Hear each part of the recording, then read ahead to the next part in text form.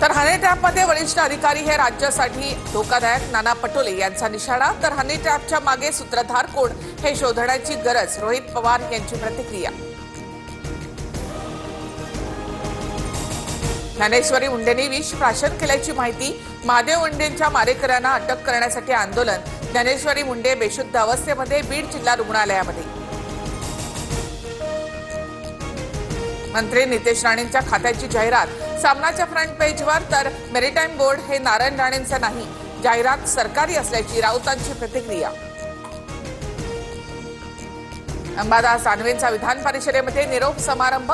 29 ऑगस्टला कार्यकाळ संपणार। विधान परिषदेच्या विरोधी पक्षनेते पदासाठी सतेज पाटील यांचं नाव आघाडीवर।